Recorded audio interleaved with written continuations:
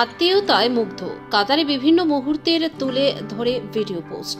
প্রধানমন্ত্রী মোদি মূলত বাণিজ্য, শক্তি, বিনিয়োগ এবং নতুন প্রযুক্তির মতো বিভিন্ন ক্ষেত্রে ভারত ও কাতারের মধ্যে দ্বিপাক্ষিক সম্পর্ক দৃঢ় করার ব্যাপারেও দুই রাষ্ট্রনেতার মধ্যে আলোচনা হয়।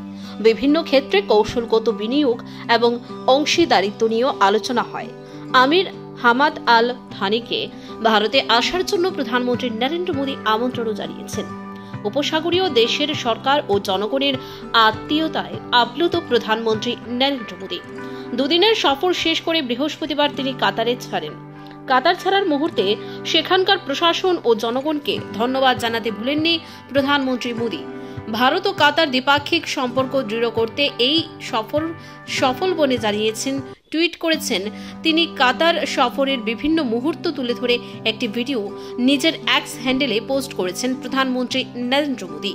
সেই ভিডিওতে দোহা বিমানবন্দরে তার অবতরণ, কাতার প্রশাসনের তরফে তাকে স্বাগত জানানো থেকে শেখ আমিরের সঙ্গে দ্বিপাক্ষিক বৈঠক, প্রবাসীদের সঙ্গে দেখা করার মুহূর্ত তুলে ধরেছেন প্রধানমন্ত্রী মোদি।